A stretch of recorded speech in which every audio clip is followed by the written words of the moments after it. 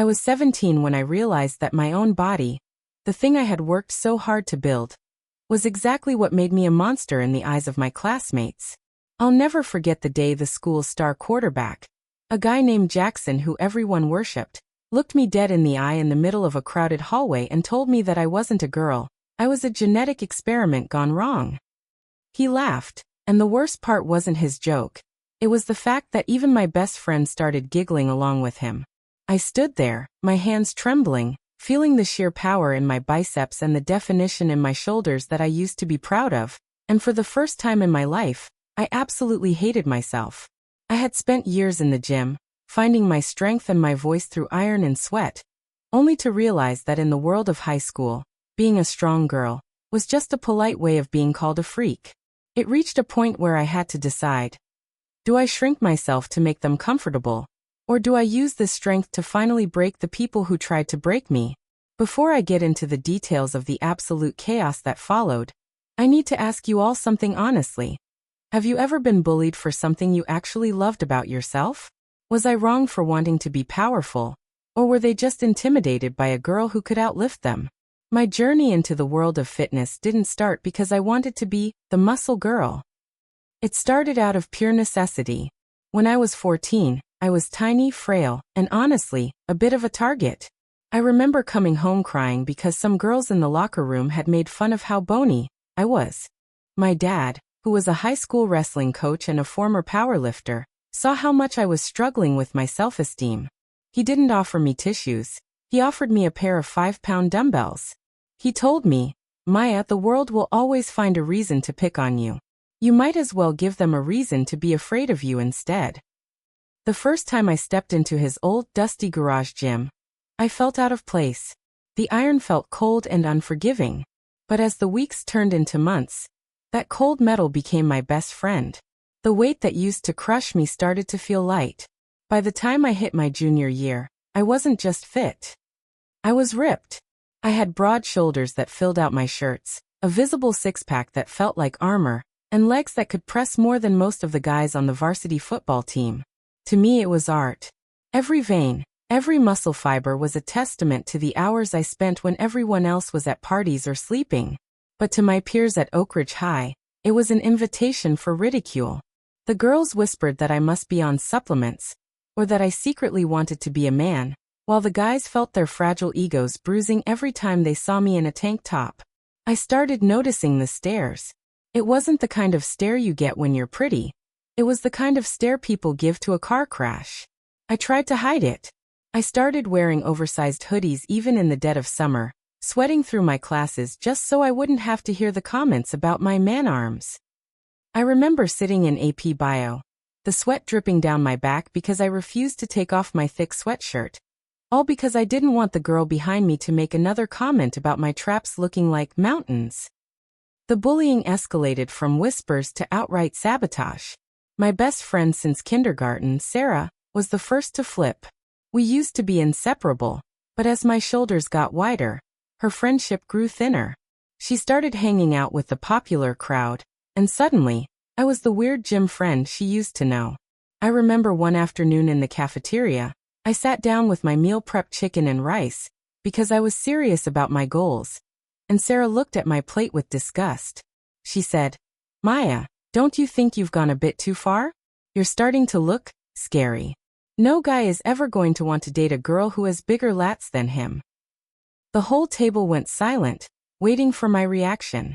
I just looked at her, my heart breaking into a million pieces, and said, "I'm not doing this for the guys, Sarah. I'm doing this for me." But that was a lie. At that moment, I wanted to disappear. Even the teachers seemed uncomfortable. My PE teacher, Mr. Henderson, actually pulled me aside one day and told me I should tone it down, because I was making the other girls feel insecure during volleyball. Insecure? I was playing the game. I was jumping higher and hitting harder. And apparently, that was a crime. It felt like the more I succeeded in my personal growth, the more the world tried to pull me back into a small, fragile box. Then there was Jackson. He was the golden boy, the guy who had everything, the looks, the popularity, and a sense of entitlement that reached the stratosphere. He was the captain of the football team, and he viewed the school gym as his personal kingdom. When I started out lifting his bench press max, something in him snapped. It started with friendly competition that felt more like an interrogation. He'd walk over while I was squatting and say, "Hey Hulk, need a spotter? Or are you afraid I'll see you're actually a robot?" He'd laugh, and his group of cronies would bark like seals. Then it got darker. He started a bet in the locker rooms, a disgusting game where guys would vote on whether I was actually a girl or not. They even made a fake social media account called the Oakridge Freak Show and posted candid photos of me lifting, zoomed in on my muscles with captions that I can't even repeat here. I would walk into the cafeteria and see people looking at their phones, then looking at me and laughing. I felt like a circus animal. I remember crying in the shower, scrubbing my skin as if I could wash away the muscle, wondering why being strong was such a sin.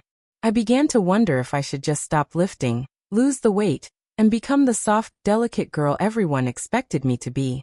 I even skipped the gym for a whole week, but I felt miserable. Without the iron, I had no outlet for my stress. I was lonely, angry, and drowning in a sea of people who wanted me to be less so they could feel like more. Things hit a breaking point 2 weeks before the annual Spirit Week pep rally. I was at my locker when I felt a hand shove me. It was Jackson.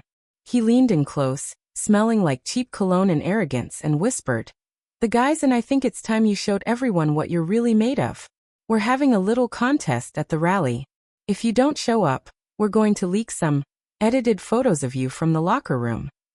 My blood ran cold. I knew they didn't have photos, but the threat was enough. They were backed by money and influence, and I was just the strong girl nobody liked. I spent that night staring at my reflection in the mirror. I looked at my arms, the result of years of discipline, and I realized something. Jackson wasn't making fun of me because I was ugly or weird. He was making fun of me because he was terrified. He couldn't handle the fact that a girl had more discipline in her pinky finger than he had in his entire body. I had a choice. I could report them to the principal, who probably wouldn't do anything because Jackson's dad was the school's biggest donor. Literally, the guy paid for the new turf field. Or I could take matters into my own hands and play their game, but with my own rules. I decided that if I was going to be the freak, I was going to be the most powerful freak they had ever seen. I started training harder than ever, but I did it in secret, at a different gym across town. I wanted them to think I was breaking. I started wearing even bigger clothes, looking defeated in the hallways, letting Jackson think he had won. So, that's the situation I was in.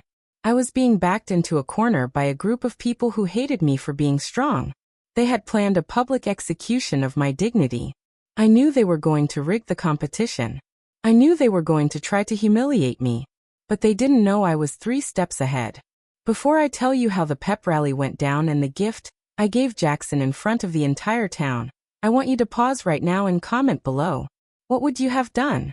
If you were a 17-year-old girl and the entire school was against you, would you have folded under the pressure? Would you have moved schools? Or would you have planned a way to show them exactly what girl power looks like? Tell me your honest thoughts, because I really felt like I was losing my mind during those 2 weeks. I decided on a plan that involved a bit of technical savvy and a lot of raw strength. I had a friend in the AV club, a guy named Leo who had also been bullied by Jackson. We stayed late at school for 3 nights, figuring out the gym's camera system. We found out exactly what Jackson and his friends were planning. They had rigged a strength tester machine, the kind you see at carnivals, but they had modified it with an electromagnet. When I stepped up, they would flip a switch to make it impossible for me to move the weight, making me look weak. Then Jackson would step up, they'd turn the magnet off, and he'd look like a god. It was pathetic, honestly. On the day of the pep rally, the atmosphere was electric and toxic. The entire school was packed into the bleachers. The cheerleaders were doing their thing, the band was playing, but everyone was waiting for the main event. Jackson got on the microphone, acting all charming, and said, "We've heard a lot about how strong some people think they are. So today we're going to test it. Maya, come on down." The crowd erupted in mock cheers and whistles. I walked down the bleachers, wearing a massive, baggy hoodie. I looked small, almost frail. I saw Sarah in the front row smirking at me. I saw my dad in the back, looking worried. I gave him a small nod. I stepped onto the floor. Jackson was grinning like a shark. He pointed to the machine. I tried to lift the lever, and of course with the magnet on it didn't budge. I pretended to struggle, making a show of it. The crowd started laughing. "What's the matter, Hulk? Need some more protein?" Jackson yelled. Then it was his turn. He stepped up, puffed out his chest, and they turned the magnet off. He lifted it easily. The crowd went wild. But then, I stepped forward and said, "Wait, I think the machine is broken. Let's try something else. Something you can't fake. Like a real tug-of-war. Me against you, and your two best friends." Jackson laughed so hard he almost dropped the mic. "You against three of us? You're on." This was exactly what I wanted. They thought they had greased the floor on my side, and they had a fourth guy behind the curtain ready to pull the rope for them. They expected me to slip, fall on my face, and be the laughingstock of the year. But I had spent the morning preparing. I wore shoes with incredible grip that looked like regular sneakers, and more importantly, Leo had already disabled their cheat rope behind the curtain. When I stepped onto that floor, I took off the hoodie. The entire gym went silent as they saw me in a tight athletic tank top. My muscles were pumped, my veins were popping, and I looked like I was carved out of granite. I didn't wait for them to pull. As soon as the whistle blew, I planted my feet and used every ounce of that manly muscle they hated. I didn't just pull the rope. I yanked it with such force and technique that Jackson and his two buddies were flown forward, sliding across the gym floor like they were on ice. They crashed into each other in a heap of tangled limbs and bruised egos. But I wasn't done. I walked over to the microphone, which Jackson had dropped. I signaled to Leo. Suddenly, the giant projector screen in the gym flickered to life. It wasn't the school logo. It was a clear, high-definition video of Jackson and his friends in the gym the night before, greasing the floor and talking about how they were going to ruin the freak. The audio was crystal clear. Jackson's voice boomed through the speakers. "Once she falls, she'll never show her face again. We'll make sure of it." The silence that followed was heavy. You could hear a pin drop. I looked at the principal, who was red-faced, and then at the crowd. I said into the mic, "My name is Maya. I am a girl, I am strong, and I am not a freak. Being strong isn't about the size of your muscles, but the size of your character. And clearly, Jackson, yours has shriveled up a long time ago. If anyone has a problem with how I look, you're welcome to come down here and tell me to my face." No one moved. Jackson was sprawling on the ground, his cool guy persona shattered into a million pieces. He looked pathetic. The aftermath was more than I could have hoped for. Jackson and his friends were suspended for bullying and attempted assault. Greasing the floor was considered a safety hazard that could have caused serious injury. His dad's money couldn't save him this time, because the video had already been leaked to the local news by Leo. The school board couldn't ignore it. Sarah tried to apologize to me the next day, claiming she was forced to go along with it, but I just walked past her. I didn't need friends who only liked me when I was weak. The whispers didn't stop completely, but they changed. They weren't whispers of mockery anymore. They were whispers of respect, and maybe a little bit of fear. I stopped wearing the hoodies. I started wearing my gym clothes with pride.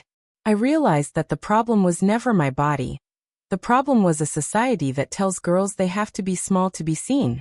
My dad was so proud he actually cried, and we spent that weekend building a new squat rack in the garage. I even started a group for other girls who felt out of place. Not just the gym girls, but the math nerds, the art geeks, and anyone else who didn't fit the Oakridge mold. We called ourselves the Outcasts, and we became the strongest group in school. Looking back, that year of hell was the best thing that ever happened to me because it taught me that my strength is a gift, and I will never apologize for taking up space in this world. I learned that you don't need everyone to like you. You just need to like yourself enough to fight for your place. At the end of the day, people will always try to dim your light if it shines too brightly in their eyes. Whether it's your muscles, your brains, or your personality, don't ever shrink yourself to fit into a box that someone else built for you. You were meant to stand out, not blend in. Your power is yours alone, and no bully can take that away unless you let them. Like this video if you were on my side and think Jackson got exactly what he deserved. Subscribe for more stories like this where we take back the power from the people who try to steal it. Share your final thoughts on this whole mess in the comments section. I want to know if you think I went too far or if I did exactly what needed to be done. Did I humiliate him too much? Or was it the perfect revenge? I'll see you all in the next story.